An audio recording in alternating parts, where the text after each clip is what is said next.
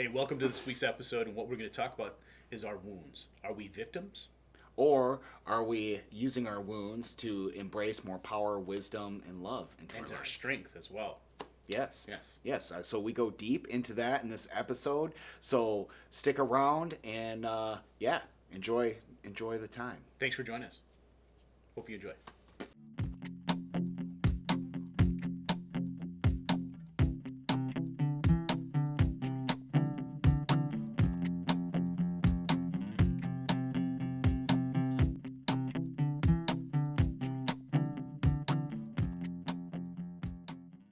Welcome back. I'm Shane, And I'm Brandon. and welcome to the Journey of the Wounded Masculine, episode 6. Thank you for joining us. Where we'll be talking about the origins of where we created, like the Journey of the Wounded Masculine. How did it come about? What does it really mean? And maybe we need to tweak some things, right? Right. Yeah. What's our intention? What is our I think we'll be discussing what the woundedness actually means. Yep. And all of those things, right? Yes. Okay. Yeah, absolutely. Like, what does the wounded mean to, it can be a triggering word, right? Yeah. Yeah. Like you were saying before, what does that even mean? What does it mean to us? And we just want to clarify, what is the journey of the wounded masculine, or what is the journey of the wounded feminine? And kind of go into detail with that. Yeah, that sounds like a great topic to do today. Let's had some good feedback about the definitions before we start. Just kind of get it. What is the definition of it? Yeah. Let's start there. Let's start with some definitions. Oh, and like and subscribe too if you can, and share the good word. Share the good word, my friends. All right, we'll just start with the wounded word. And Macmillan Dictionary said that it's injured, especially with a cut in your flesh, so it can be physical, and feeling emotional pain. So those two connected. So obviously a wound can be a physical abuse as a child or as an adult. It can also be the emotional abuse that we feel as children and as adults. Yeah. So that's the wounded portion of it. And I could see how that victimhood could happen with that, and we can identify with that. Mm-hmm. Yeah. Yeah, I think victimhood really sets in when we're not embracing the wounds and like growing from them. It's where, I'm wounded, poor me, is victimhood. Yeah. Instead of, I'm wounded, how do I grow from this? I think that's the perspective shift that I've seen in my life. I've personally been in the poor me attitude in my past for many years. And, then slowly over time with different experiences, I was able to shift that perspective and see my wounds as a source of strength. And your power. And my power. Yeah. Yeah, because when, we're all unique. We all have our own perspectives in our lives. And like we've said several times before, we're the only ones that see through our eyes and can only give our unique perspectives. And we share so many common threads as humans, men and female, and men and women. It doesn't matter. We all have these unique things that have happened to us, but we also have had very similar things happen to us in our past. And what I mean by all this is that you said something when we were coming back from Toronto, is that we can connect through our pain. And that was really the purpose of why we did this, because if we're all talking about the love and light and just that everything's rainbow and sunshines, you're not going to really connect with everybody in that way. But if we can talk about our pain and how we can use that to transform us into and integrate that part of our world, part of our lives, into our power, into our strength. That's what the whole purpose of this podcast is for, is to connect through our pain and also rise above it. Yes. Not even rise above it. No, integrate it. Yes. Integrate it, see it as a part of us, see it as part of our journey as humans. And, I really like what you said about, we all have these like similar kind of things we have to go through. And I think the human journey fits everybody. Like everybody, there's like certain archetypes and certain things we need to learn to be grounded, loving, truly loving humans. And yes, we all experience those things in different ways and to different levels. But at the core, we all have to learn the same stuff if we really want to be embodied, truly embodied humans here. And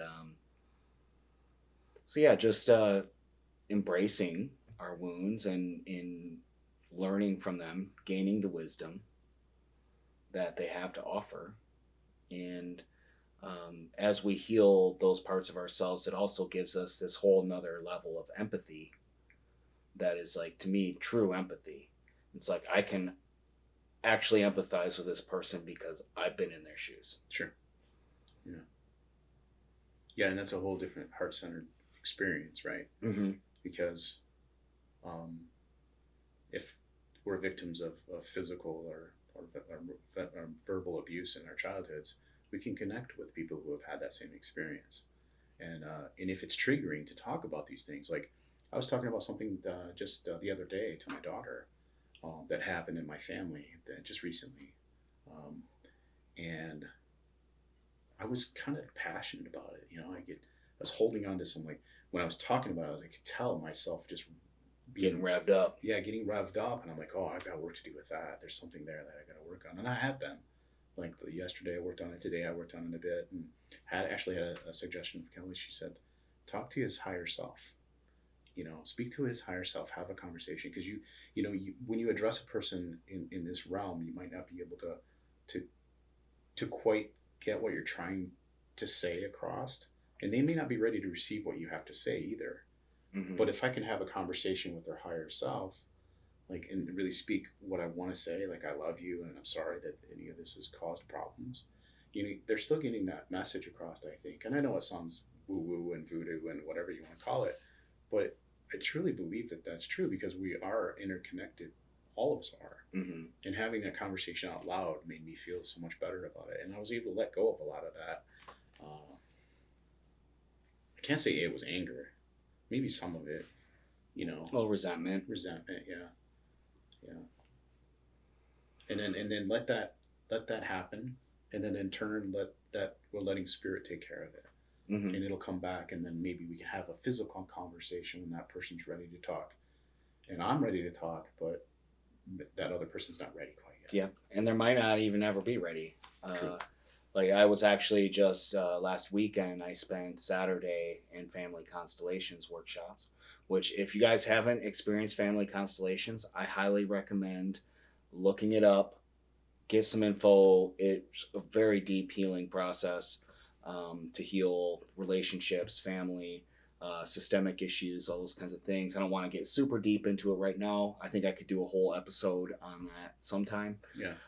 But you brought up this, like, talking to his higher self, and in one of the constellations on Saturday, I was representing this woman's husband that she's been having some trouble with, and it was very interesting because I could feel myself, like, interfacing with her on the human level, and her husband had this whole other perspective, this whole kind of like, oh, I can't love you kind of perspective.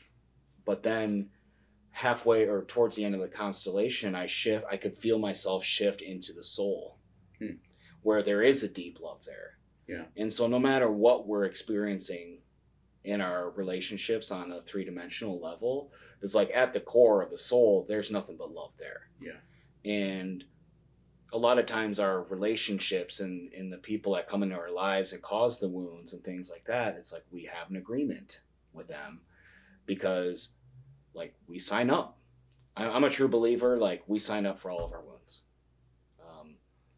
I feel that's the truth for me, mm-hmm. because in my soul I knew the gifts that the wounds would bring. Mm-hmm. And it's taken a long time to get there, and it really requires stepping out of victimhood and realizing that you had some major healing from that. You had spoke to me about. I don't know how much you want to get into it. But. Yeah. I mean, the whole weekend was phenomenal. And one thing that's really interesting about the family constellations is it was kind of a small group this time, and, like, each person, there's only 3 of us doing constellations, and each person does their constellation. And what's really beautiful about it is just how much spirit is involved in this, and like every constellation that was done there that day, I could deeply relate to. It was just like the constellations were for all of us. So you're kind of stepping into those rules for people, acting those out so that they can really fully embrace or feel how that is. Yeah. And whatever comes up in those moments for them, then they can really get that out, that wound. Yep. Yeah, you can feel it all the way. You can really, really feel the pain. I had, when I did my constellation, I've been struggling with addiction kind of stuff. I'll go into my full story of addiction in another video sometime, but right now my main struggles are tobacco and alcohol. Yeah. And so I wanted to do a constellation, and I thought it would be some relationship with my mom or something like that is what I thought was causing the addiction. But the facilitators were like, well, how about we have someone represent your pain, your anger, and your addictions all in one kind of person. And I was like, okay. And I also had my mom and all the negative male influences being represented, but I ended up not even paying attention to my mom and them. It was just like all about my relationship to my pain, and how the addictions are actually my subconscious's way of numbing that pain. And when I first started with my relationship, I faced the pain, and I could feel it like take me over. And the pain's like, I'm strong. And my initial thing was like, well, I'm stronger. I'm going to fight you. Mm-hmm. And let's see who's stronger. And she's like, oh, I'm strong. And the facilitator like kind of talked to me and coaxed me into like, oh, take a step closer. And how about you build a relationship with your pain and use that pain? Not fight it. Yeah, not fight it. Use it as a strength. Use it as a way to create amazing art, amazing music, create an amazing life. Like use that pain and like really embody it, feel it, express it in all different ways. The one thing my pain said to me that day was, you get to choose how you transmute me. Like you get to choose how you're gonna feel this pain. You can feel it, or you can try to run away from it through addictions or through people or through different things, or you can like really embody it and express it outwards through whatever mode. Yeah, like through a canvas. Yeah, or even songs. Songs, words. Yeah. What's like whatever. Some of the most amazing songs or some of the most amazing art has been done in those spaces where, you're taking some shadow work down on a canvas, or you're writing this song full of passion. It doesn't even have to be in pain. It can be in joy and love. Mm-hmm. Like those two expressions. We were talking about this a little while ago about how what's on the other side of pain, extreme joy, extreme bliss, right? Mm-hmm.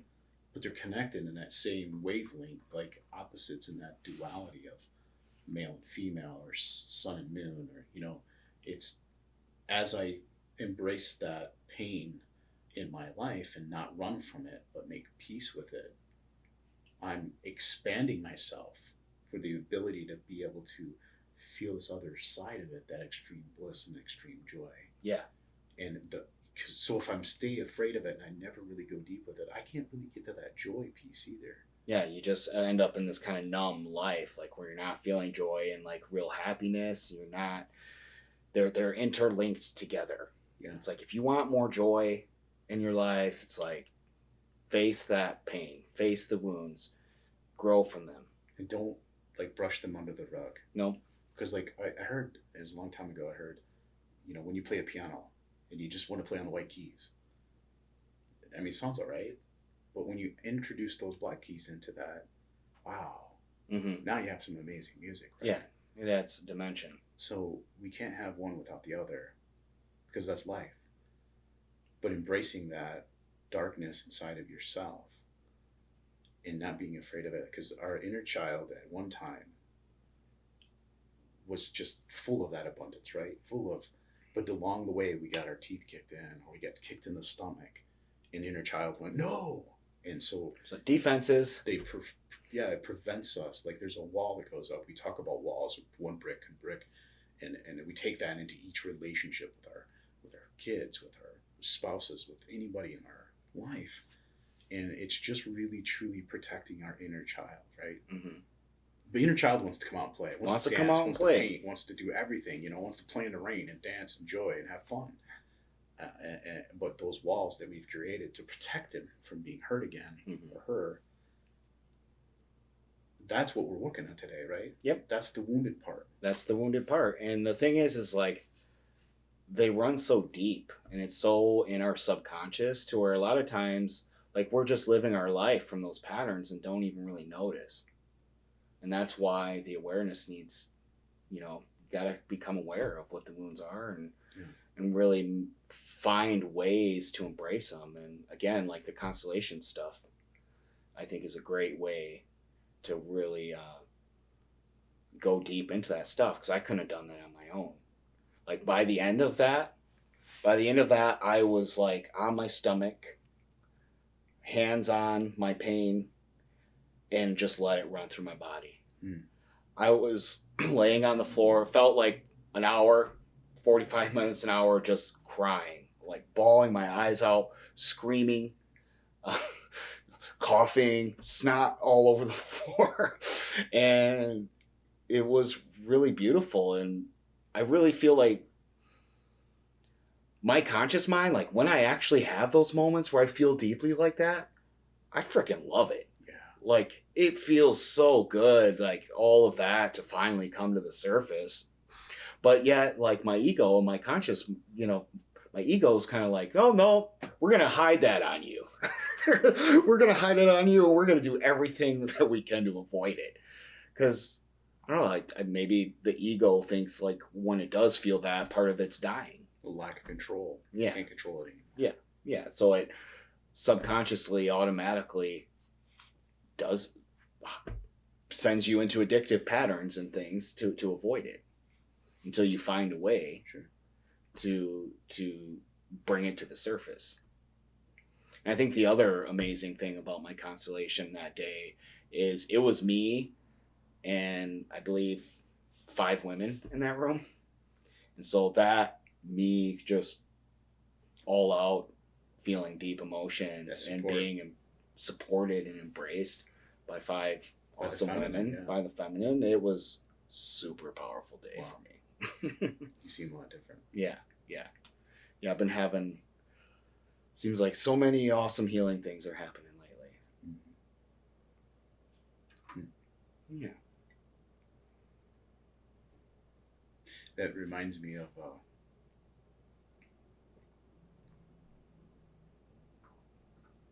when I was tunneling, not tunneling, but I was on a plant medicine journey, and I was tunneling, and I saw this. Did I ever share this? I don't think I've shared this. I don't think so. Okay. Where there was this black, shiny piece, irregular piece, but it was in a tunnel, and I just kept diving down to chase it, to catch it, and just going and going and going and going, and felt like forever, like falling into a place where you can never stop falling. And then all of a sudden it stopped, and it paused in the space away from me and said, "Why are you trying to change me?" It was the most beautiful blackness I've ever seen, just like a shiny, polished stone, flat stone. And I said, "Why are you trying to change me?" And I went, "Why am I trying? I didn't mean to." So instead of trying to change it, I came away from the experience going, embrace that beautiful bliss, like you were just saying about how when you were in your pain, you felt so great to be in it and to release it, and it was the other side of bliss. It was almost a blissful feeling inside of the pain, was it not? Well, here's the funny thing is I kept going back and forth from intense crying and screaming into intense laughter. I would laugh. Actually, the whole way in constellation work, everything's like really slow. They have you move slow. And so like on my way down to the ground, it was like very slow process. And I could feel like when I'm starting to bow to the pain, like something in me was just like laugh about it. Like, oh, I'm bowing to my pain. And I would just like laugh and laugh and laugh and laugh until finally I was all the way down on the ground in front of my pain, you know, and then that's when the tears and everything really hit, and then it kept alternating, you know? And it felt amazing. That laughter piece. There's something about that, because there's times when I've had these epiphanies of touching the divine, that I just break out in laughter, like can't stop, right? And one of those times is when I honored myself. I shared in the previous episode, where I was just really honoring myself, and I cried and I laughed. And I did a combination of those two things, like you said. But I think when you come across touching the divine, so to speak, that laughter just breaks out, like Buddha did. When he was holding the lotus flower, and one of his students actually got what the whole purpose of it was is he just busted out in laughter. And I don't know, the laughter piece is a part of the divinity, I believe. Oh, it definitely is. And I'm in a place now where generally I laugh more than I cry to release energy. When I'm releasing stuff from my body, I just laugh it out. And like, laughter is really good medicine. Yeah. Like it's if you can find ways to laugh every day, it'll change your life. Yeah. And it's actually really easy to find ways to laugh. And they say the laughter is a good way to find a good teacher. Uh-huh. Because if they're not full of humor and there's a rascal in each one of them. Like I think Ram Dass was talking about what was his Maharaji. Yes, that was guy. His name. And the laughter that he had, because he was a rascal, he's always playing jokes on him and having fun with him. And he's the true sign of a good teacher is that they enjoy life and they can laugh and enjoy it, and in the pain and also in the joy. So it's a little tidbit. So if they take themselves too seriously, you probably want to go in a different direction. Yeah, let's not all take it so serious. But it's also really hard when you're deep in your wounds. Yeah. It's not something you can just like wake up one day and be like, oh, I'm gonna. Yeah. And you can't relate with it. No, it's a process of like over years of time of facing certain things and embodying it. You build a new relationship with it, and then after a certain point, you can just laugh about it, and it holds no weight. Like even the secrets I've told, the secrets I've held for so long. When I actually told you and I told other people about, what has happened to me as a child, I don't have anything to fear anymore. Oh yeah. It took its emphasis away. It took its power away when I released the secret. Like, yeah. And then, we're sharing different things back and forth, and I'm not alone, with many people in the world. No, we all have our traumas and different things, and if we can all just like talk about it with each other, it actually lets us connect with each other on a deeper level. Yeah. It's just the problem is a lot of people out there in society are just running around like they're not wounded. Yeah, on autopilot. Yeah. And like in that sweet spot, like you're saying, that sweet spot in a good way, that spot of being numb. Yep. Not going too far into their pain because they don't want to, and then that limits them in how much joy they can have too. Because I've had some amazing blissed out moments since I've really entered my pain. So. Yeah. Yeah.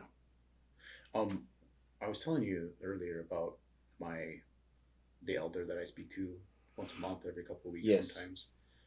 He's been just an amazing mentor in my life, and father, grandfather, whatever you'd like to call him, but I like to call him elder, and his name's Ed Skinner.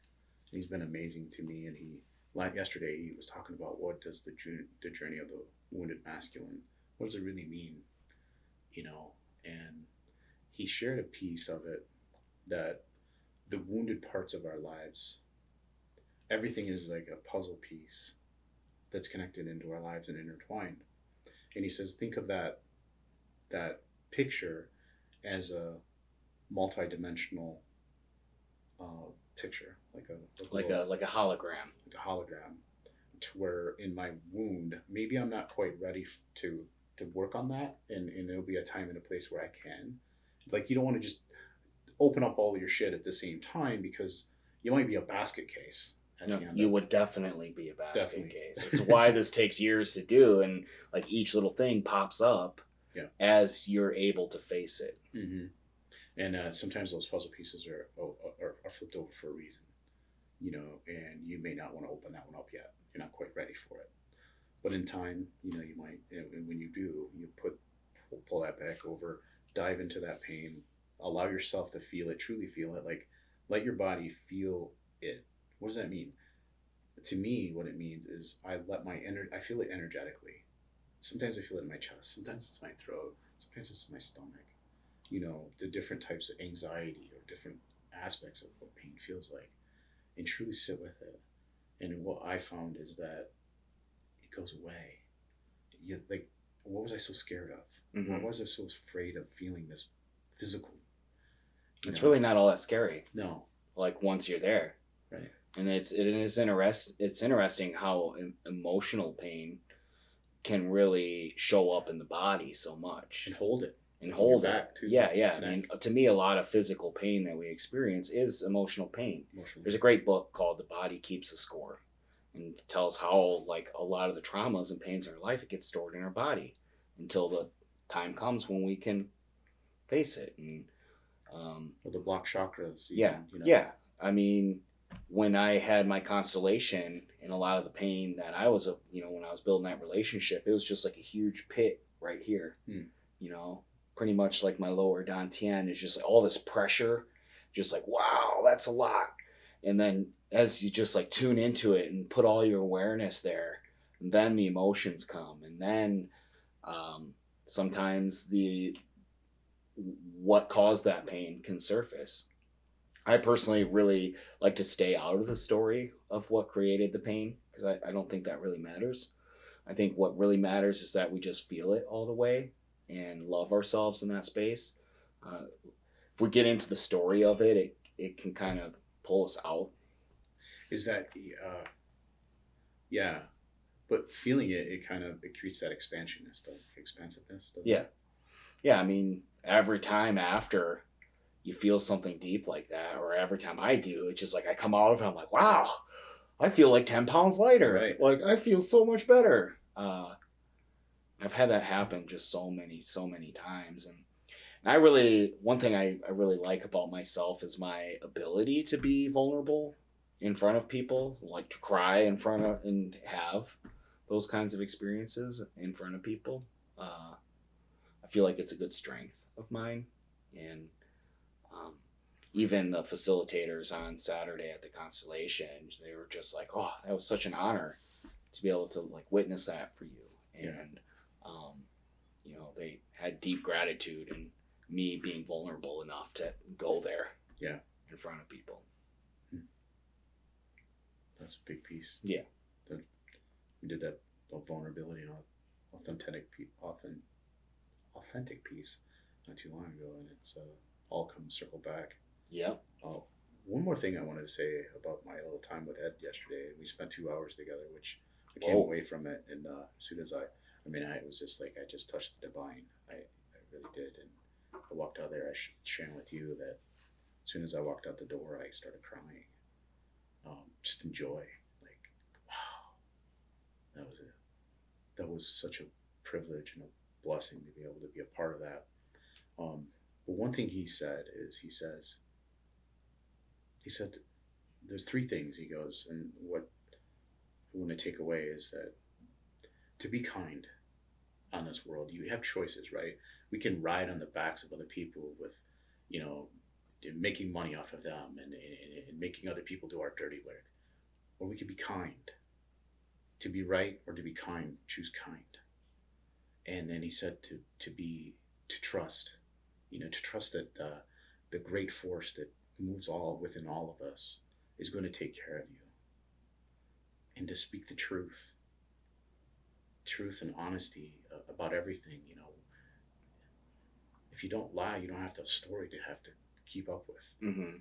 And you just really speak and be authentically true.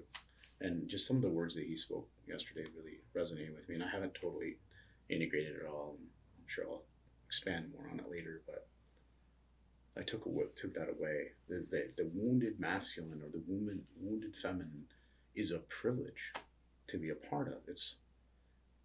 It's not to be afraid of. It's to be embraced. Mm-hmm. And walking in that that woundedness doesn't mean it's not a crutch. It's a power, a strength, like you were saying. So that's what I took from it. Yeah, and I mean that's kind of bringing up to me of just like realizing, we called this podcast "Journey of the Wounded Masculine," but I'm realizing I think goes deeper than the wounded masculine. I agree. I think it's more than just the masculine, and seeing how much women are responding to what we have to say as well. It kind of makes me think, it's like, well, is the wounded masculine the best title for our series? Does that really encompass all of what we're trying to do here? And I agree with you, but I think the reason that we went in that direction was because we're the professionals of our own journeys. Yep. That's really what we are. I know my life better than anybody, and I can't speak truly to the wounded feminine as much as I can speak to my own woundedness, or my own life. And I totally agree. I think we should reevaluate our title. But we're the authors of our own lives. We're the co-creators of it. Yeah. Well, here's the other thing though. It's like, just because we're men doesn't mean that we don't have wounded feminine parts in us. That's a good point. I personally was really a lot more in my feminine energy for a long time, and I've processed deep feelings of rape and on a collective level, and I had a plant medicine journey that a couple weeks ago that was centered all around that, and the energy of rape with the feminine, and through that experience I was able to like connect really deep with my own feminine in a way that I haven't ever done before. And I think we need to like take this conversation, instead of separating men and women, of just like, no, we all have masculine and feminine qualities within us. And I was bringing this up to you earlier around like what I'm seeing in my personal life right now is, so for a long time I was really more on my feminine side. Like I was more in, like, let's say, receiving mode. I wasn't very action oriented. I was sitting around dreaming a lot, dreaming of the creative things I want to do, but I could never like get my foot and get going with those things. And what's happening in my life now is I am stepping more into my masculine. And so the reason all my creative stuff couldn't take off before, when I was like really in my feminine, is because my masculine was out of balance. So the feminine needs that container, that security and safety, in order to fully blossom. And so my own feminine couldn't do that. And I was like expecting that security to come from outside of myself, like dreaming of like, oh, I'm just going to get a bunch of money one day and I'll be able to do the things I want to do. But I see in my own life journey is like my spirit's trying to teach me, no, you do it, empower yourself. And so my life has forced me now to really go into your masculine. And I mean, this past like month, it's just been like super focused on work, super focused on doing that and building that security and safety in myself, for myself. That's awesome. And with that, it's like, oh, I can't fully focus on my creative stuff right now, but it's kind of taken off more anyways, even if I can't focus on it. Right. It's like, oh, I just did a commission piece. Like things are taking off. And as I build more security and safety and like build that footing and foundation through doing work that I'd probably rather not be doing, I'll be able to like really do my art and my music and things that I want to be doing in a way I couldn't have done before. Sure. As a really balanced person. That's awesome. Between my masculine and feminine. You brought up that container piece and that Teal Swan quote that I wanted to share today. So you led right into it. Let's give the credit where credit's due. And if you never heard of Teal Swan, for our female audience, and actually our men too, because I had a friend of mine, I was just sharing some information with her, and she says, You know, you speak of like Matt Kahn and you speak of Aubrey Marcus, who've been Ram Dass and those guys, and they're all men, which there's nothing wrong with that. But she said, what feminine voices are in your head? You know, and I thought that was a really good question because it's like I need to be more balanced in who I let in my mind and who I carry around in my head all day. And so I've listened to Teal Swan throughout the years, and but just sometimes I come back to her just to really get a perspective, especially the masculine and feminine perspective, because she really nails it. And let's get to this quote here. And the first part's going to be a little bit of triggering. It's cool though. Men need to learn how to contain a woman. They need to learn how to contain a woman, right? Mm-hmm. But containment is not limitation. It is the creation of safe space in which something can exist or occur. A masculine container is a safe space in which femininity can occur. That's what you're saying. Yep. But you were doing it for yourself. You know, you're giving yourself that masculine container for your feminine to express itself. But in a relationship or even our friendships with women, creating those containers of safety so that they're not threatened, and they can rise, like you said. I think that's the essence of why we're doing what we're doing. Yeah. Like being anchors in this world to it doesn't need our permission, but letting our feminine inside ourselves rise, as well as our loved ones around us to raise that feminine, the divine feminine in them as well. Yeah. You know, to give them that space, because it's beautiful. Yeah, and I think what I'm seeing Spirit really call us all on to right now is how, before we can really offer that to someone else, we have to do it for ourselves. True. And the more we become balanced between masculine and feminine energies within ourselves, the more it's going to reflect outside of ourselves. Mm-hmm. So the better relationships we're going to have. Like if we got that strong balance between masculine and feminine, it's just like it's going to reflect into all of our relationships. Mm-hmm. And you know, it's just kind of brings up, I had a conversation with a friend the other day, and she was telling me about some issues she has coming up, and I noticed myself in these issues like get really protective, like, oh, I want to like protect her mm-hmm. from this thing happening. But then I realized it was like, well, I'm not there to do that. And so, and I explained this to her. It's like, I feel like Spirit's calling on us all right now. Like even as women, you know, step into your masculine and set a boundary to protect yourself.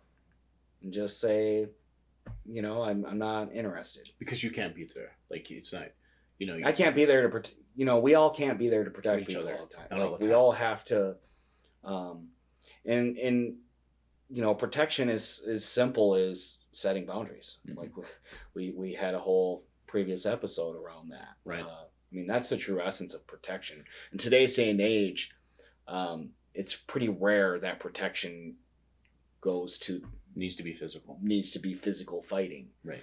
Protection is saying no. Yeah. Saying I don't like the way my relationship with this feels, and I don't want it, and just saying it and setting the boundary. Yep. To me, that's protection, and we all have to learn to protect ourselves like that. And it's a journey. Sure. It's a journey. So let's dive into the feminine perspective real quick, because I think it tailors right into what you're saying. You know, as you were speaking about her setting her own boundaries. And this comes from Kelly again here in the feminine perspective. Divine feminine. The feminine is a balance, the balance of both the masculine and the feminine that complements the purpose of your being. I am a mother, a nurse, a nurturer, and a healer. And on all of those, there's a component of masculinity and femininity. Being feminine isn't about the stereotypical definition of wearing an apron and cooking in the kitchen or sitting in front of a sewing machine all day. Anyone can do that. Whatever gender you identify as. Programming in the old paradigm is what has set the tone for who and when one wears jeans and a baseball cap. Healing from wounds and shifting your mentality to be able to see the balance is what true balance is all about. Mm-hmm. And we all got to find that balance. Yeah, I mean, she was just talking about that putting on. Sometimes I just feel like putting jeans and a baseball hat on, and somehow our culture feels like that's more of a boyish type of thing to do. Mm-hmm. But is it? Not really. I know how to sew. Does that, Yeah, I mean, those are all just like skills and preferences on how to dress, right? and have actually nothing to do with masculine and feminine energy. I mean, like let's talk about this. I remember you brought up some definitions for masculine and feminine. Yeah. You want to go there? Yeah, sure. Let's bring those up. What is masculine? By the definition. By the definition. Then we can discuss like what we think it is. All right. Wikipedia. Masculinity is a set of attributes, behaviors, and rules associated with men and boys. It's pretty generic. It's super generic. Yeah. To me, that has not much of anything to do with true masculinity. The funny one is how they try to define the feminine, though. Yeah, well, let's take a second and talk about the masculine. Okay. Like, to me, masculinity is action, protection, stability, focus. Yeah, I've heard it spoken of as an energy moving forward. So an energy in motion is the masculine. Yep. So masculine energy is more the giving kind of energy, where feminine would be more receiving. Yeah, I would say. Well, we could be wrong on that, but I think that's more accurate. Yeah. Yeah. Yeah. And what are some other staples of like masculine energy? As a father, I can speak of is the protection factor. Protection. Oh, Yeah. Also what comes up for me is teacher. Teacher, yeah. Teacher is a very that's masculine. But that can also be a feminine quality as well. I think it's I don't know. I feel like the teacher is a more of a masculine energy, and yes, women can embrace that. Yeah. Yeah. Yeah, but for me, it definitely feels more masculine. Yeah, and I don't know if this is programming, so forgive me if I haven't really quite thought through this really well. But I can only say, like, in my role as a father when the kids were growing up, is that it was really important for me to make sure they had everything they needed. And, keep making that money, going to work, being able to provide a home over, a roof over their heads and everything else where their mom was, more the caregiver, and she was, making the food and taking care of them every day and taking care of the home. And, those roles were really like old paradigm type of things Mm-hmm. where it's shifted a lot more now. But that was my role back then. And so I feel like I needed to be needed in that way.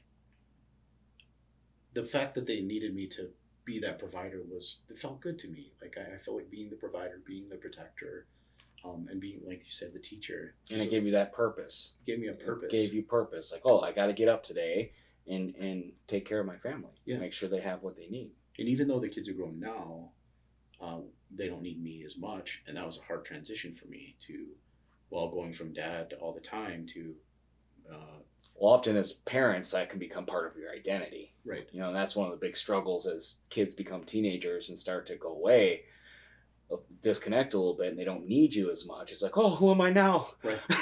Yeah, who am I with that? And a lot of marriages fall apart because their identity's wrapped up into the kids. And when the kids fly the coop, it's like, yeah. Oh, what's my purpose now? What's my purpose? It's an identity crisis, right? So, yeah, we can circle back on that more. Yeah, let's hit the feminine. All right, let's hit the feminine again. Trigger warning. Yeah. Trigger warning on this one. Having qualities regarding the characteristics of women and girls as gentleness, as weakness, delicacy, or modesty. What 17th century idiot wrote that shit? Yeah. To me, that's super old school That's definition. Way too, yeah. Some dude, like, in his closet. It's just weird. So no weakness. A man wrote that definition. Yeah, for sure. So we apologize behalf on that guy. But no, there's nothing weak about the feminine. The wild feminine is strong. Fierce. Yeah. Fierce. She's a wild woman.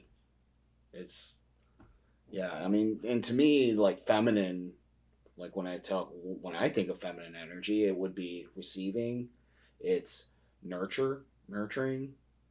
It's very It's creative. the essence of beauty. It's like the beauty of life is feminine, isn't it? Like remember I was talking Oh yeah, about feminine is beauty. yeah, about cursive writing versus this chop block type of stuff we do now. Mm-hmm. The cursive is just so beauty and like calligraphy type of thing. It's just so flowing and beautiful. Like I think the feminine gives the beauty of life. Like it just is the essence of beauty. Like learning how to cook is like wonderful for me. Like all the ingredients that go into it, it's like art. Oh yeah. And it's always been associated with women, but my goodness, it's just beautiful. Like I've been doing those, which I haven't brought yet.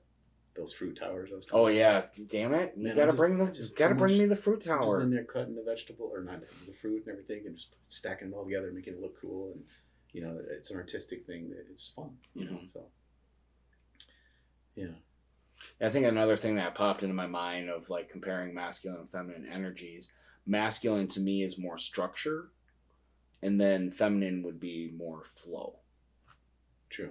Structure versus flow. And what I'm finding beautiful in my life is the two need each other. You need structure and flow. Right. You can't just pick one of them. So if I'm just all in flow all the time, like things don't work out that well. Like I'm kind of all over the place. Right. But if I have a structure for my to flow inside of, that's where the magic happens. Yeah. And like we said before, it just because you're female, or just because you're male, doesn't mean you have to be all masculine or you have to be all feminine. The sweet spot's in the middle. Yeah, the sweet spot is finding the balance between the two and dropping into both sides. And then like even, it's kind of one of my dreams to have a partner that's like really balanced like that too, to where we just like naturally polarize in like I can be more masculine sometimes or she can be. Mm-hmm. And just there'll be a natural balance and flow of that. And then there's as I identify as a man, does that mean that my masculinity is more so than my feminine side? I don't know the answer to this. I'm asking. And as a woman, if you're truly more balanced, does that mean your feminine side is more balanced? Because your physical makeup is as a male, or your physical makeup as a woman. Even the transgender, they're born as a certain identity, but then they change it. The energy of that. What do you think that is? Like, I believe that myself, and I can only speak for myself, is that I feel like I have more masculine than I do have feminine. Mm-hmm. But I love the beauty of bringing the feminine into my life, in my own life, to be able to balance that. Yeah. Yeah. And so, like, with you being more masculine, it's like part of your journey is to like bring more feminine quality into your life. Of just like when you learned to paint and you're learning how to cook food and making your little towers and fruit towers and Starting stuff. to draw things. Yes, yeah, and then that's going to help you find more of that magic balance.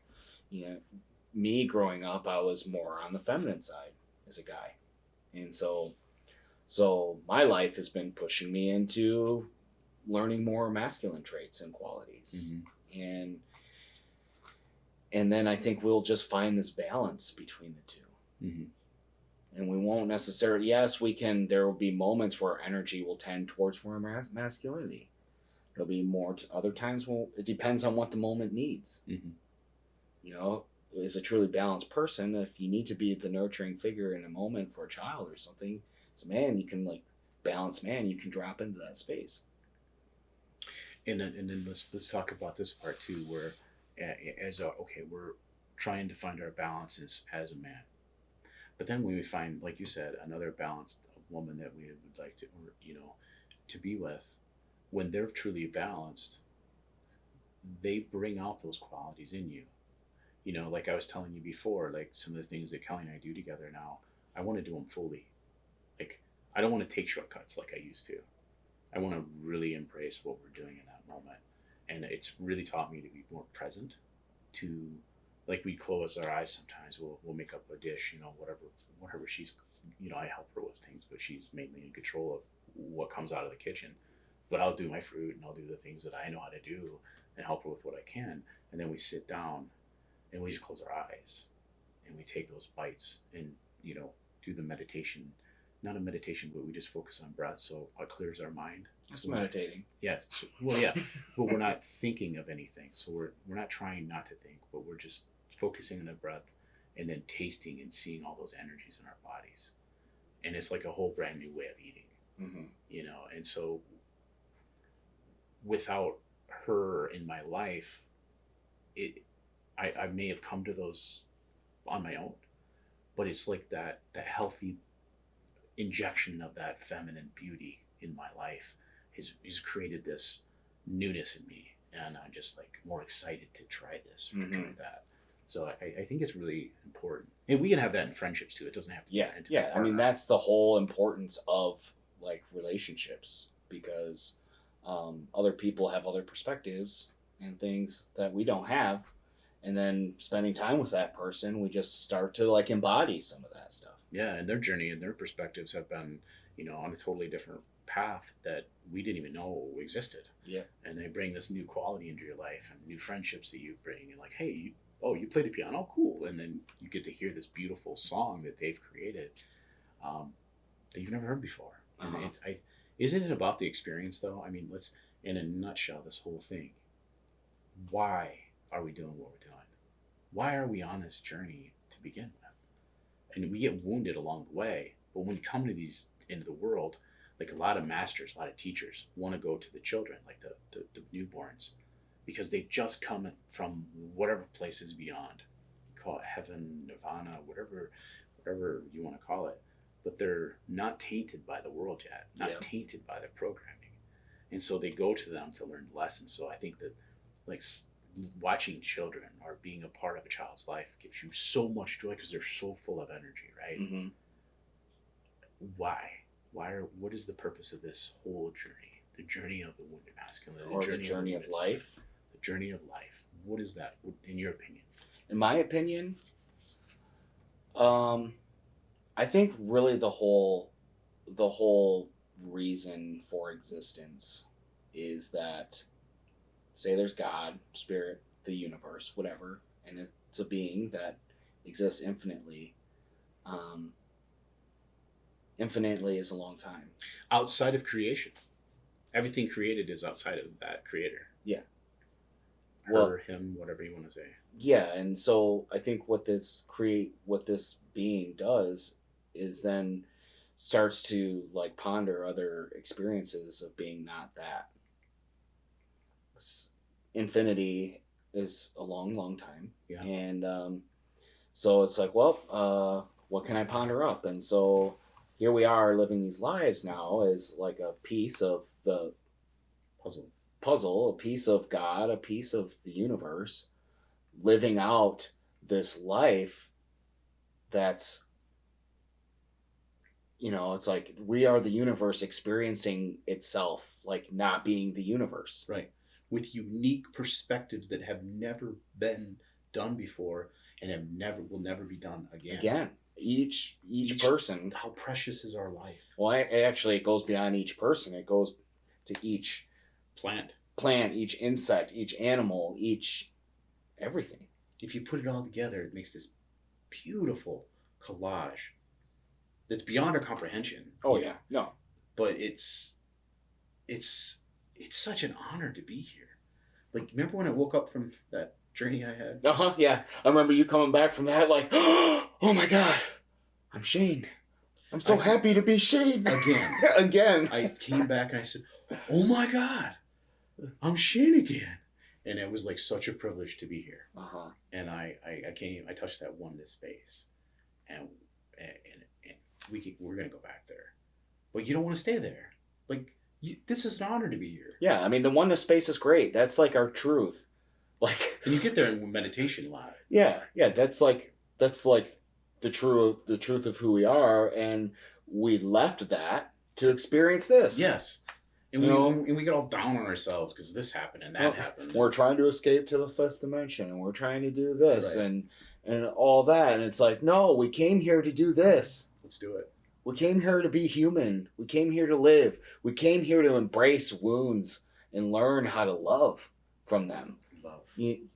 When you learn to embrace your own wounds, it teaches you these deep lessons about love. When you can learn to love deep things in yourself or things you did in the past, or love the person that did something to you bad, realizing like, oh, they did this bad thing to me, but man, look at the blessings I got from that terrible thing happening to me. Is there any better feeling than love? No, I think love is the whole reason we're here. I like that. Yeah.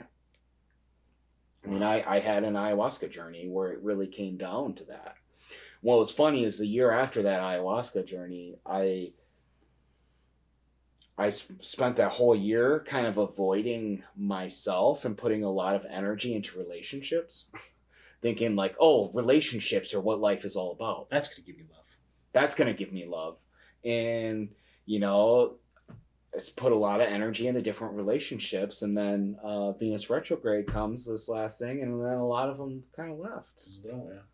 And then I'm like, well, shit, like maybe I was wrong. Maybe it's not just about relationships. Like, how do I balance relationships with love for myself and, you know, taking care? Like, well, what is love? I think it's more than just an emotion. Love is an action. I don't think we really start living. I don't really think we can have these awakenings, right? Yeah. We have a mental awakening. We know the government's full of shit most of the time. Or the media these days, who knows, right? Another soapbox. But I don't think we really start living this life until we really start loving those pieces of ourselves that we thought were from other people. Because we are completely within ourselves. Like, when we truly embrace the love we have for each other, and I do it daily. Like, like I look at my face sometimes, and like sometimes you wake up, you got bags under your eyes, and you look terrible, you know, and judge the hell out of yourself. But when you can look in the mirror anytime and say, I love you, and truly mean it, and feel it, then you're complete within yourself, and you don't need anyone else to love you in that point. But we do need that as humans, right? We need community. We need people. We need to connect. We want intimate partners, because that's why we're here, like you said. But it starts with really feeling complete within yourself. Yep. And that's why we work through those wounds. We heal those wounds. We're not afraid of those anymore, because those are parts of ourselves that our inner child didn't receive love. And when we give that inner child that love, we let Shane come play. We let Brandon come play. Let's go dance in the rain, for God's sakes, you know? Yeah, and I think this is why it's really important, and why on the spiritual journey, or we could even say the wounded journey of like healing your wounds, there's a period of aloneness. You know, there's this period of having to learn how to be alone. Yeah. Connect with yourself. Actually, this brings up the other constellation on Saturday was all about that.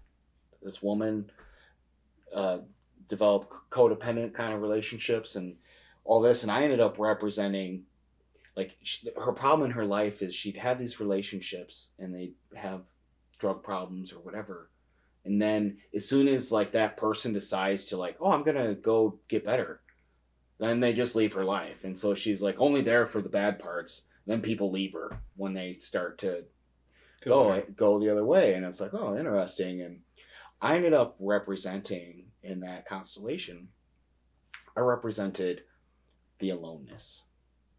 And what was great is over the course of that constellation, me as aloneness shifted into her soul. Like through embracing aloneness, she will find her soul. And we all do this. Yeah. And I could relate to it so deeply because I really feel like for the first time in my life, like these past few months, it's like I'm really just embracing aloneness. I'm not putting effort into relationships. Yeah. Like if things naturally happen, great, but I'm not putting any effort. I'm like focused on my life and what I need to do. So this brings up too of love is an action. It is. Love is more than just us telling ourselves, I love you. Love is acting from your own integrity. Sure. It's showing up for your life. Showing up and showing up for other people too. Well, and embracing your life the way it is today. not your dreams of what you want it to be in the future. I think the only way to access those dreams, we've touched this in other episodes, the only way to access those dreams is to fully ground in to what needs to be done today. And then through that process of showing up every day, oh, here comes little opportunities, here comes this and that. And then we go on this journey that actually far supersedes what our initial dreams were. Yeah, our dreams, I mean, it's good to have. The dreams are a guide. But the presence, like those steps you're saying, those present steps of what's going on right now in their daily life, you're eating in that presence, being in those conversations, being present. You know what I mean? And then the next step will come as we keep stepping, and we trust spirit that's going to take care of us. Mm-hmm. And we let go of the control that we need to know what's going to happen tomorrow. You know, we have to let go of the control of what we think we're going to do for a job or for whatever, because then we worry about the future that never usually even comes. No, you're stuck pretty much, worrying about the future, worrying about a choice when the choice isn't even in front of you. Or be stuck in the past with some bullshit that you didn't take care of yet. Mm-hmm. Yeah, exactly. So practicing presence, practicing love, being kind, trusting. What was the last one? I don't know. It'll come back around. Yeah. But I think that's really, truly living your best life. To live the best life. That's what you do. It's actually very simple. Yeah. In theory, it can be harder than we make it harder in our minds. And it can take a long time. There's a lot of little sidetracks, in my own experience of life. It took me so long to get to that point where I could just embrace my day, as it is, and not get stuck in the dream or whatever. There's a lot of pitfalls along the way. But that's the paradox of life, right? Is that we can screw it up. But in doing so, screwing it up is actually the best thing that we could have done. Yeah. I mean, I've screwed up so much. Because that's what we learn. Yeah. Yeah. That's how you learn. And if you screw up and have the awareness and then in touch with yourself to have the integrity to say, hey, I screwed up there. I don't want to do that again. Yeah. And then put you on a better path. And then you go and go and go. Yeah. This journey is meant to be fallen down on. It's meant to get your knees scraped. It's meant to get bruises. It's meant to get your black eyes. Yeah. You're meant to get wounded on this journey. Yeah. You can't live a life without being wounded. No, but if you want impossible. But like you said, if you want to stay in that woundedness, and then it's going to create that depression. Yep. You stay in the woundedness, it's going to create that poor me feeling. You're going to project it out on other people. It's because the world is screwed up right now. I can't live my life. We'll always blame outside circumstances for our life, but that's a victim mentality. That's a victim mentality, and I think that's the trap of for instance, one of my little side tracks that I got stuck in was conspiracy theory stuff. Yeah. I won't go too deep into it, but I had a period in my life where I went deep down that rabbit hole, and all it did for me was create more fear in me. Lower vibrations. It made me not even want to try to succeed at life, because what's the point? They are all going to just take it away from me anyways. Right, they're in control. Yeah, yeah. And I think that's just a mindset. And, the world is going to do what it does.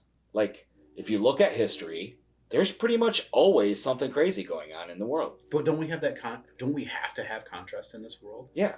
I mean, that's the program, right? If you get into an amazing video game, it has an amazing contrast of good and bad and all this other stuff. Well, that's the world we live in today. We can be consumed by media and watch it every day and see what CNN, Fox, and all those guys have to say, and we can be in that depression. Or we can just be within ourselves and really live our lives, whatever it needs to be. We can be here in this moment, in this day, and live how we want to. It doesn't mean we're putting our heads in the sand and avoiding it. It's just we're not letting it energetically take our energy and sucking that. Yeah. It's like Monsters Inc., where they're they fear that fear. They just suck it out They of them. suck it out of them, right? The children, and that's what gives them that, it feeds the beast, so to speak. Yeah. We just don't want to be fear porn anymore. That's a choice. No, it all it does is consume our own energy, and no matter what's going on in the world, there's always people that find success and find, I mean, take during the World War, it's like, yeah, there's some people going to war, but then there are some other people living beautiful, amazing lives. Yeah, just in whatever circumstances you are on that point, you have to embrace whatever it is. Yep. And I don't want to sit here and being a privileged white man in this chair and saying that doesn't affect me either. I'm just saying whatever circumstances I am, if I'm eating government cheese or I'm homeless or any of those types of things, I have to embrace it, because there's a point in my life where I can go back to those points, right? I can be homeless. I can be, all those things. It's just like embrace wherever you're at. If it sucks, if it doesn't suck. Well, yeah, and sometimes those challenging things come into our life, and when you embrace it, like, okay, like life is taking me in this direction. I just like lost everything, or you lost a loved one, or you lost a parent or a child, or those are the hardest parts. Well, that's one of my hardest, biggest things that I've experienced, and I can see us having a whole conversation about grief, sometime, because that's something that has affected me deeply in my life. Me too, man. And I think I have a lot to say on it. Yeah, it's one of my deep wounds, actually. Same. Do you feel like you've made peace with that? Yeah, I feel pretty at peace.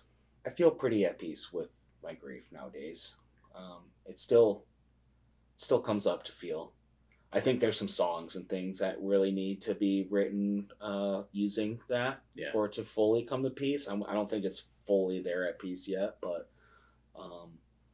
it's like a spiral. It'll keep coming back around, and one of these days I'm gonna I'm gonna have the security and the way to turn that grief into an amazing piece of music or something. And I shared before, but I lost my mom 20 years ago, and she was like my rock. She was the person that unconditional love was the only person I'd ever experienced it from. And when I lost her, I was in my 20s when I lost her, but it took me many, many years to speak about her. And through the cave experience that I had, where I was that 3 months of my darkness, I like to say, where I was alone, just getting my teeth kicked in. And I needed that, right? And I needed to love myself in that alone time. What came out of that with mom was a photographer, and she had all these albums. I actually found 6 other albums I didn't even know existed. And I just felt like Spirit told me, create an online group for your family, express your mom, share her wonderful work that she collected throughout her life. And so I started scanning these pictures, and I created an Estes family group for my family. And we have like 40 members now, and they're all sharing different pictures and different stories. And I've seen pictures I've never seen before. And so the inspiration of celebrating my mom instead of grieving her and holding it inside, because I didn't want to feel that pain anymore. Mm-hmm. I'm actually celebrating her life now. And expressing it, and then all this other awesome stuff happens. I'm talking to my cousin Pete now. We haven't spoken in years. He and I are having conversations, healing things, talking about things that happen in the family and how we're both healing from it. It's connected me to my cousins, Teresa and Vicky, from different states it's really a beautiful component to embracing her life rather than hiding her away. I don't want to talk about it because it hurts. Mm-hmm. So we'll have another conversation about that. There's a whole nother. I feel like we're already kind of getting long on this one. Let's go ahead and wrap it up then. So let's wrap it by this. I just had a little inspiration. Okay. And I'll answer the same question, and unfortunately I have to ask you first. Okay, let's do it. What is the journey of the wounded masculine mean to you now after our conversation? What does it mean to me now? The journey of the wounded masculine. Do you want me to go first? You got it. I mean, I can do it. I mean, for one, it's just becoming more and more evident, that I don't like the word just masculine. Me too. So we got to shift that. Mm-hmm. And,